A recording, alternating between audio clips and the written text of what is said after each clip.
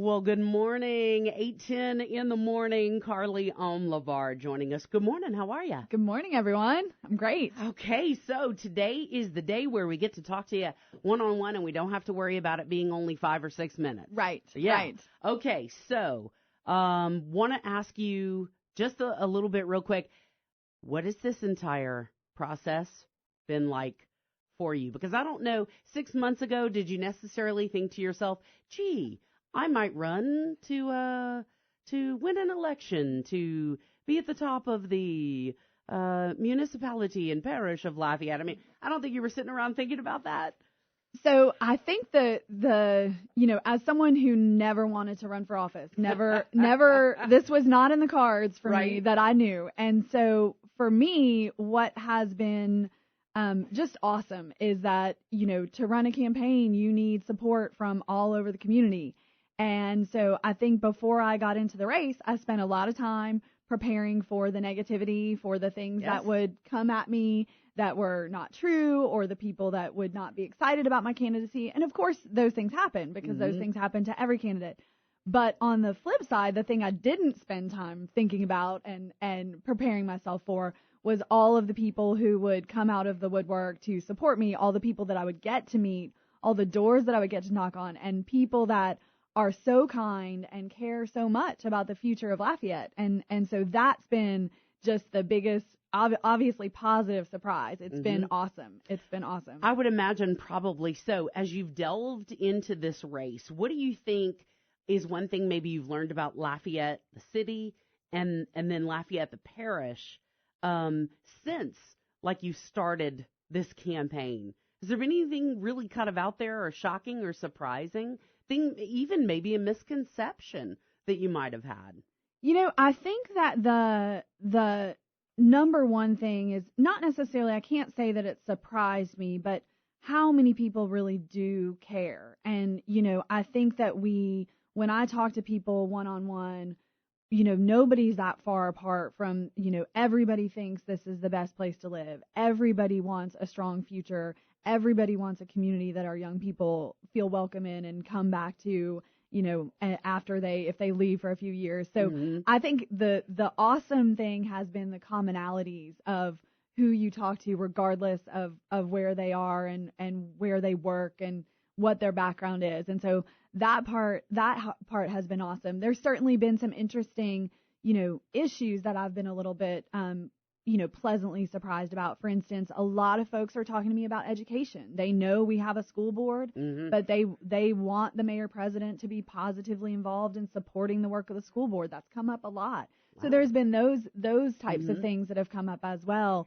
And that's been the fun part of talking to voters one-on-one, is you just hear what their priorities are. Interesting. Thoughts? Want to talk to you about And Brendan Como is here, by the way. Sorry about that. No, it's okay. Want to talk to you about one of the main issues that's on everybody's minds right now as people are heading to the polls, and that is the drainage issue. Yeah. What are the major parts of your plan to prevent regular flooding in the city parish that we've seen in recent years? So I think the number one thing that we have to do is really think of it as an all hands on deck approach in a way that, I think we all kind of know, but we need to see our government implement that. And so, you have everything from how are we coordinating at a national, state, and regional level. I think that there's been a lot of understanding lately that drainage works on a watershed level, but then what are the systems we have in place to coordinate the watershed in the region? And so everything from that all the way down to what are the policies and programs and projects we're doing at a local level.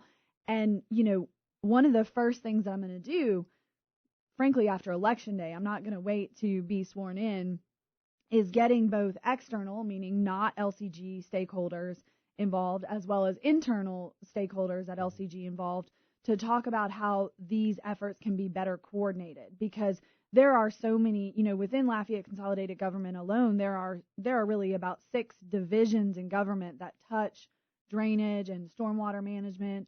And if they're not communicating, that's a problem, right? And they do to some extent, but those things need to be formalized so that at a local government level, we know all the things that we're doing. We know how those collaborate and coordinate at the regional level, at the state level, all the way up to the national level.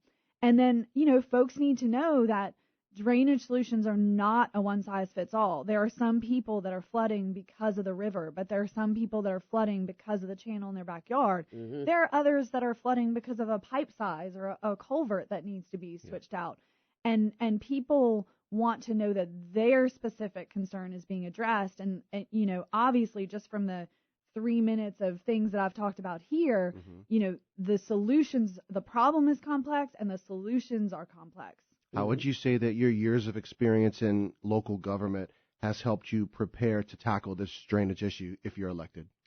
I think the number one thing is I know who's working on it, and I know, like I said, the divisions that are working on it. Mm-hmm. I know the players. I know how to, change and write ordinances if we need to. I know how to make government programs work, et cetera. And so I think that, there is a huge learning curve in Lafayette Consolidated Government. There are people who have said, I think our auditors said that we are the most complex local government in the state of Louisiana. Yeah. And so, we don't want on-the-job training for some of these issues, especially, I talk to folks who flooded and they feel like they've lost 3 years of their life while they've waited to understand how their particular issue is going to be addressed and attacked. And they want a stronger sense of urgency. Okay, it's like a three-ring circus. Government is, right? And as a mayor president, obviously there are issues that are going to be important, just as we separated the drainage issues. We were talking this morning, and there's going to be an introductory ordinance, not tomorrow, but the following Tuesday, to increase pay for Lafayette police officers, for example. Yeah. So that's a big issue. We have the drainage issue. We have infrastructure. We have all of these major issues that do really make up, I can't say that it's a three-ring circus anymore, right? It's a multi-ring circus that is Lafayette, all the good and all of the bad. What do you think for you, issues-wise? How do you prioritize that in your mind? What do you tackle first? Yes. Then second, then third? Yes. So big picture, if you're asking for this job, which I am, you have to be able to be doing more than one thing at a time. Yeah. Absolutely. Mm-hmm. Whether you want to call it multitasking or some other terminology. Buzzword, yeah. Exactly. There is, an awesome community is awesome because it's able to walk and chew gum at the same time, as well as maybe juggle and a few other things, right? Mm-hmm.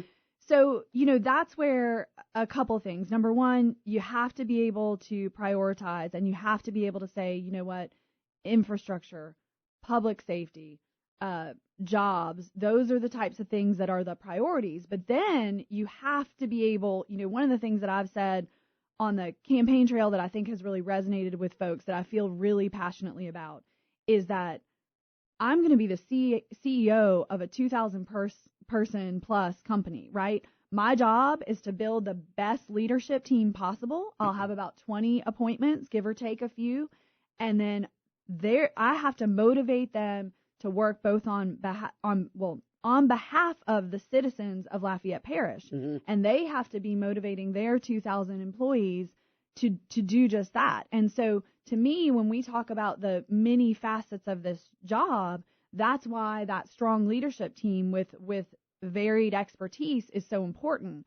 I have to provide the direction and motivation for that group. I have to make sure that I set a tone of responsiveness, transparency, hard work, willingness to work towards solutions. But if I do that, then I can have a team of subject matter experts and then a team of 2,000 people under them who are serving you all and everyone listening today. Mm-hmm.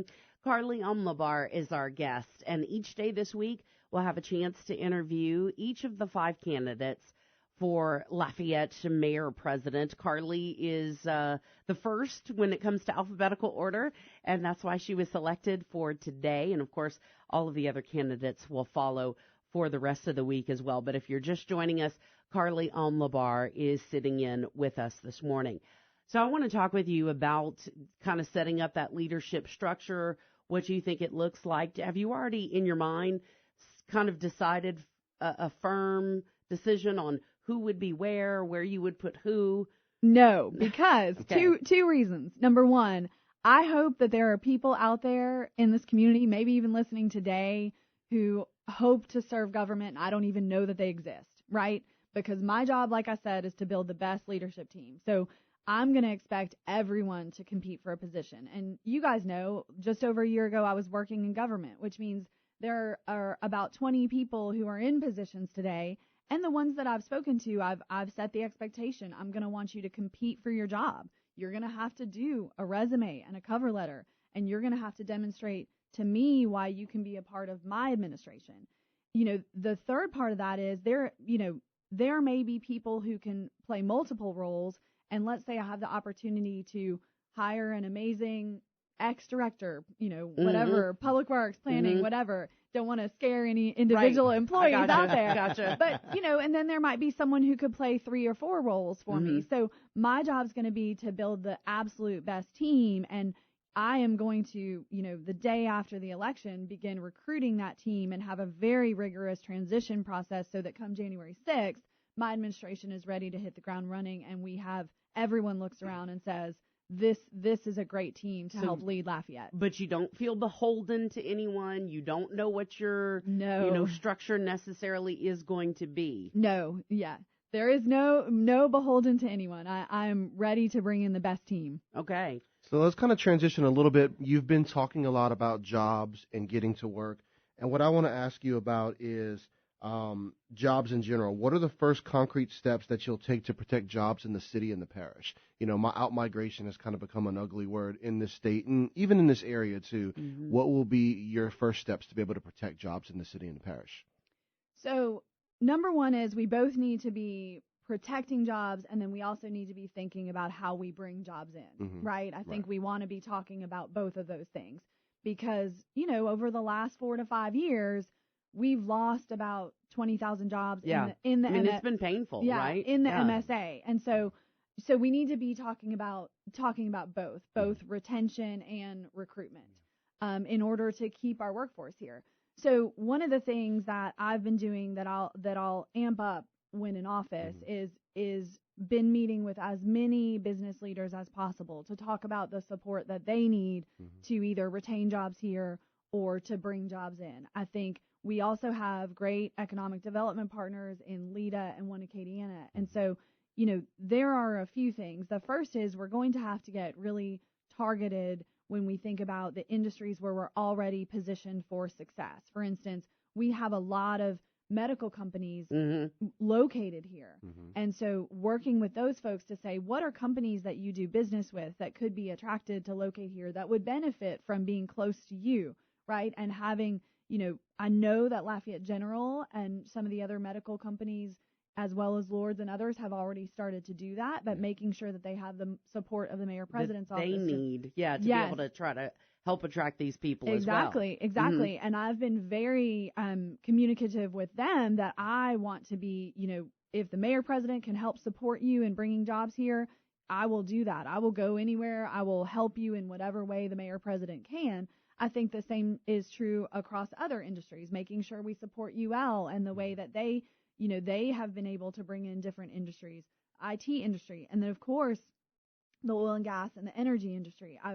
Making sure we do everything that we can to support, fight for them at a local level. And then also I've talked to several oil and gas executives who are interested in diversifying further into other parts of the energy industry and making sure that we support that. So also keeping it top of mind and talking about it. One of the reasons that I even decided to run was I felt like, we were hearing about job losses in the thousands, but we were talking about job wins in the hundreds. And you can only do that for so long as a community and expect to grow and thrive, right? And so, one of the ways that I've always addressed problems is by talking about them more openly. And so for me, that was really important that we started to do. Let's talk about that openness, the transparency. It's been a big discussion item, right? In the last several months, even in the last, year or so. So what's your thought process and going forward? There were news stories that we had that others also covered, right? There were questions about fix the charter and who was on certain text messages, et cetera. give me your 30,000-foot view of that situation. Sure. What's your policy? What's it going to be going forward? Right. How do you talk to people and say, look, I am going to listen to people. I'm going to open it up to the business people. I'm going to open it up to everyone. So everybody does feel like they're at a round table. Sure. Not just, oh, okay, this is our plan kind of thing. Because there have been comments, okay, well, this is our plan and we're going to do it. Some people don't feel like they're stakeholders. Sure, absolutely. So my job as mayor president is going to be communicating everywhere all the time as often as possible. And, I am going to do that. I'm going to go places throughout the parish. I'm going to be on different mediums. I'd love to be on this show on a regular basis.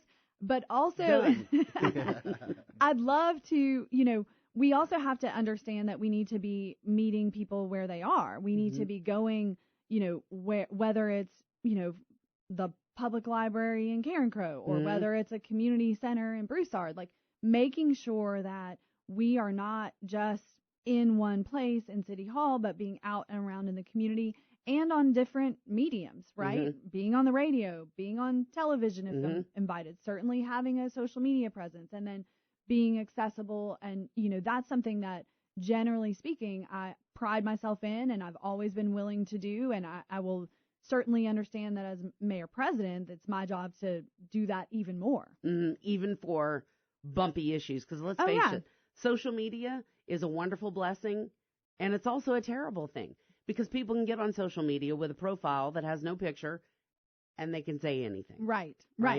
Well, and we have to be, that's why I think leadership and communication is so important, because you will have, I've met people in the course of this campaign who have learned information from me only from, websites that are either fake or have, just spit out misinformation. And so, understanding that I have to make myself just as available to folks like that, communicate with them. And because like I said, when I started, I find that when you sit down and talk with people, very seldom are you that far apart, and so it's really my job as the mayor president will be to continually put myself out there and talk to people regardless of whether they agree or disagree with me. Do you think people had a misinterpretation about who you are and what you represent?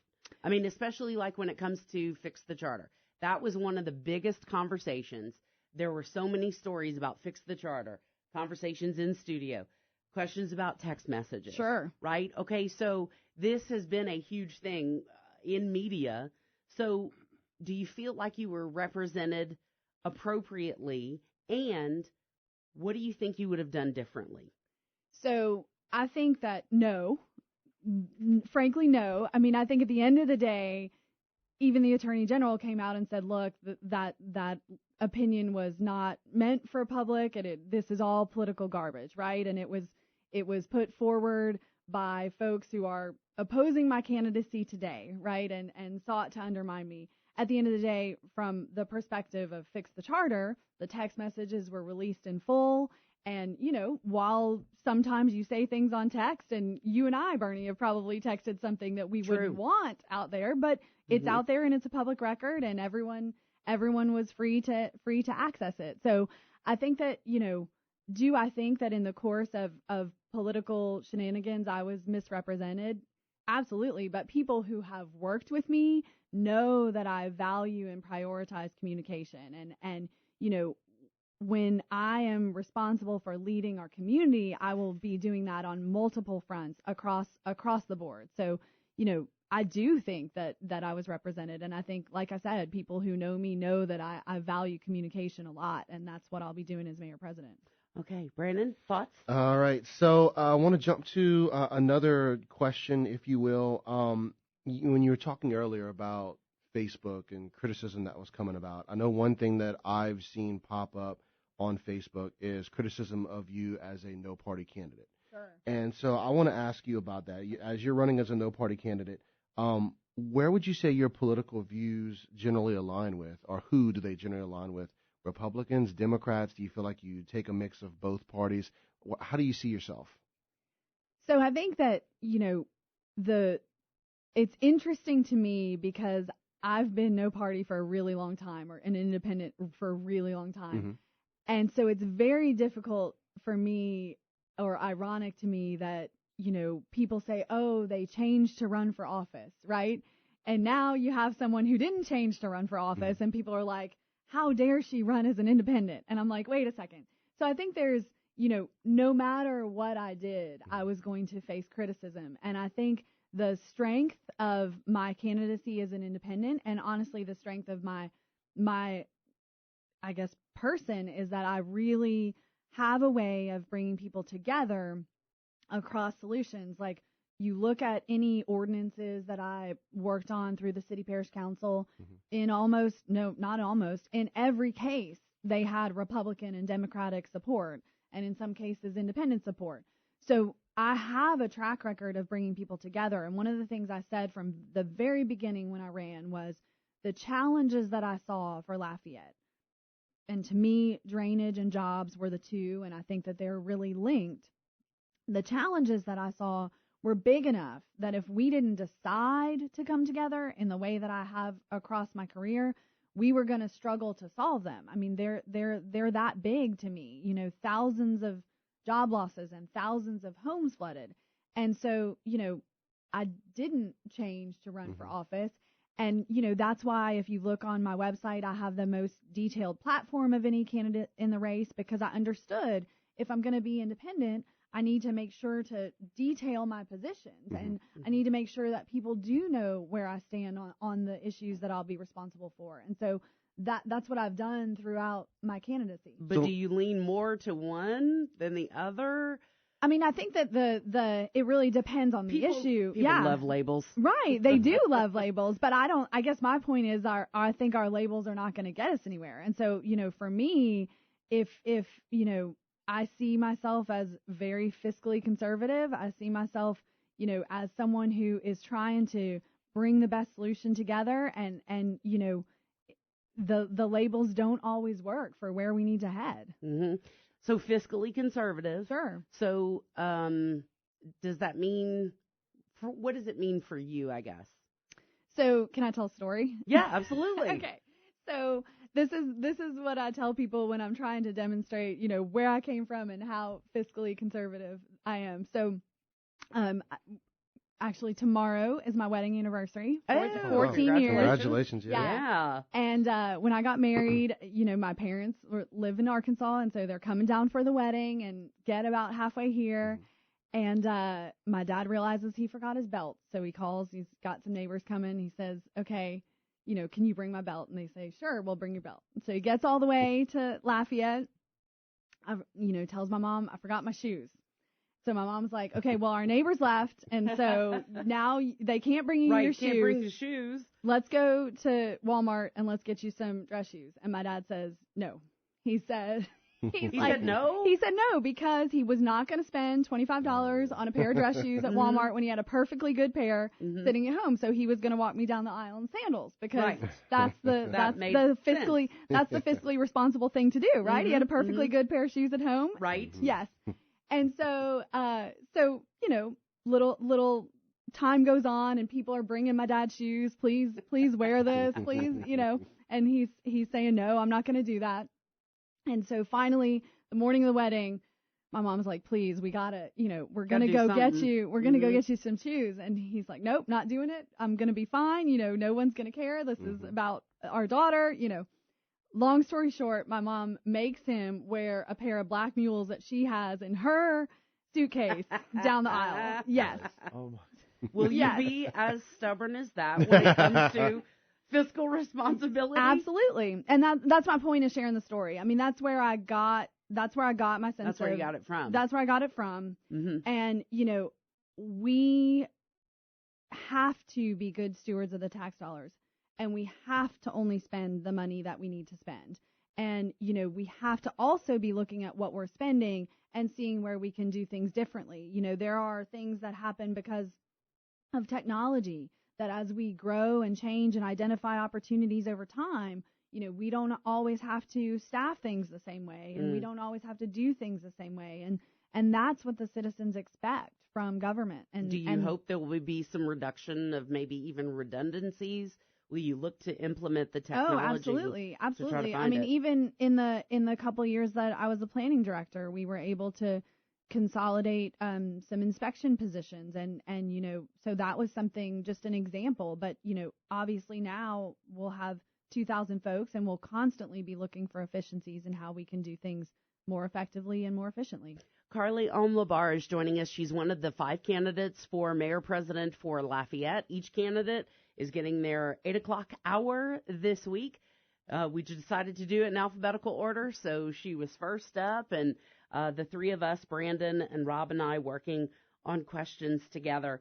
So as far as some of the social issues, we have had some tough issues for our community. Yeah. Everybody wants to put a label. I hate to go back to the labels, but let's be honest.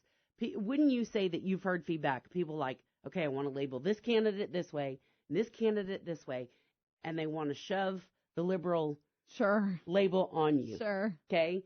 So when people do that, and then we have issues like some of the social issues with the drag queen story time and those other issues, you have to be able to, everybody got in the fray over that issue. It was crazy. Right. So where do you see yourself on an issue like that? So I think you always have to look at what the mayor president can control, right? And so I think that for me, I have laser focused this campaign and this election on the issues that I'll have direct control over. And I think the more that we fight about the issues that the mayor president can't control, I think, frankly, the worst position we're in for our community, because So in your mind, that's something the council needs to figure out. Well, no, in the case of that, so, specifically Drag Queen Storytime, it happened. After all of the 2 months of fighting about it, it still occurred because it was determined by a court. It was First Amendment. In the meantime, we didn't talk about LUS, which was happening at the time. Today I would argue it means we're not talking about drainage or we're not talking about jobs, right? So I think that you have to be laser focused on what you can control. And when you lose sight of that is when we find ourselves not addressing the problems that we need to address. So do you think that goes back to the transparency issue? Like, because that's kind of what it is. Like, we want transparency when dealing with topics like the story time and stuff. Yeah, because people got so our mayor president got involved in that issue. Do you think, would you be jumping into something like that? I would be no. I mean, I think that when you can't control it, you have to be careful about when you jump into things. Now, I certainly would be trying to work with people on all sides to understand how we keep an issue like that from dividing our community. To me, like I said, if we look at how we're going to unify our community around solutions, if we continue to jump into social issues that the mayor president doesn't control, then I'm not doing my job staying focused on the issues that I do control. And that is, you have to be continually trying to make people see the common ground and make people see the things that they share for the future of Lafayette. Okay, very interesting. All right, we're going to go to Brandon in just a second, but I have to ask you this question. I debated whether or not I should even bring it up to Rob and Brandon, because I'm like, okay, well, I live in this world. I've done this for years. And then I brought it up to them, and they said, no, we have to ask this question. I said, okay. And then it was only solidified by a conversation that I had with someone else. There are 3 women, right, that are running for this job. Yes. Right? And 2 men. Now, if this had been 25 years ago, I think we'd have had 4 men and maybe 1 woman running. But unfortunately, there are still some people who will say, a woman can't handle this job. A woman shouldn't be in this job. I've never run my world that way. Right. And I've been lucky enough to work for people that they don't see that either. Right. But that is the hard truth and reality for some people. Sure. Your thought process on that. Tell them, win them over. Sure. Tell them. Great question. So it was very interesting to me. I'll give a couple little anecdotes if you don't mind. So I was the first person to actually even declare for the office of mayor president who was a woman. Now, years ago, Kathy Ashworth That's ran correct. for mayor. That's right. But I'm the first one to declare for mayor president. Mm-hmm. Now, obviously, there are 2 other women in the race, which is great. And I think, number one, when I chose to get into the race, I didn't think about it as a woman choosing. I thought about it as, I have the passion for this work, I have the experience for this work, I have the education for this work, and I believe I can make a real difference. And so I didn't stop to think about it as being a woman. You know, as I've gotten into the race, I've noticed and learned a few really interesting things. The first is, it's been awesome to, you know, I find that it's been really inspirational for young women and young girls. So I'll meet, you know, 15-year-old teenagers who ask to take a picture with me just because they're excited, right? And that's very humbling, and I think sets a good example. You know, but to speak to, you know, the folks who ask, is she tough enough? Is she this? You know, I asked them to look at my track record, and even the decision that I made to get into this race when I was going to be challenging an incumbent who had raised millions of dollars in his political career, and, you know, was ultimately, you know, there were a lot of people that, you know, were like, oh, wow, that's a very risky decision. And so, you know, I use that sometimes as evidence to say, look, I will be willing to do the tough and the right thing when I believe it's the right thing to do. And, you know, you may think that because I'm a female, I'm somehow less strong, but that's not actually true. And so, you know, I believe there are going to be people that choose not to vote for me and others because we're women. There are probably people that are out there that will vote for me because I'm a woman, right? And I've run across that too. Right. My job is going to be to serve all of those people, to be a strong leader for Lafayette, to communicate, and to make sure that all Lafayette citizens feel like I'm representing them, regardless of whether or not they voted for me or whether or not they would want to see a woman in the job. Okay, Carlee Alm-Labar is our guest. We do have to take a break. You're listening to News Talk 96.5 Kpel. Carlee's with us for another 20 minutes or so as we continue. We'll have all of the candidates on the show this week. And so we'll be back, and we'll talk a little bit about roads and bridges on the way. We continue our discussion this morning with Carlee Alm-Labar, one of the 5 candidates for Lafayette Mayor President. Brandon's going to pick up our next question. So first we're going to ask a general question, and then we're going to get a little bit more specific. So, Carlee, roads and bridges. Yes. What are your future plans in dealing with those? So we all know we need a lot of work on our roads and bridges, right? And I think one of the things that we really need to do is start to focus our dollars on maintenance of our infrastructure. I think you hear it all throughout the parish and all throughout the city. And that's going to be something that, you know, in order to continue, you know, it starts to impact your economy when it's hitting, you know, cars and making things like flat tires. And so we're going to have to really start to reinvest and focus on that. I think the other thing is that, you know, why do people care about roads and bridges? They care about roads and bridges because they're tired of being stuck in traffic. Yeah. And so we need to think about what are the most efficient ways to relieve traffic congestion. And that needs to be how we spend our very limited infrastructure dollars. And so, you know, the way that you do that, and everybody who's listening, I'd ask them to think about it next time you're in traffic. Next time you're in traffic, think about why you're in traffic. 9 times out of 10, it's because of an intersection up ahead, right? Or an accident. Accidents are called accidents for a reason. So if you think about what are the most efficient ways we can alleviate traffic, it's to focus in on how we make intersections better. You can do that through technology. You can do that through adding turn lanes. Those are the things that if we want our road dollars to go further, that's how we're going to have to invest, is looking at those things, because, you know, traffic is going to be a concern, but we have to make sure that the limited dollars that we have are making real improvements in people's work-life commute and all those things. Mm-hmm. Speaking of limited dollars, I think when people hear the Robley Drive extension, they think of 2 things. They think of the Robley Drive extension that goes off of E. Broussard and the horrible shape that road's in. And then they also think about the extension that's been proposed off of Robley Drive that's coming off of Ambassador Caffrey. Sure. They're both obviously traffic issues. And one thing that came up recently was a lot of money that was designed to go in those areas has gotten diverted for drainage issues. Yeah. Drainage obviously was the biggest issue that we started off with you this morning. What would be your response to that, and just what's your thoughts on that?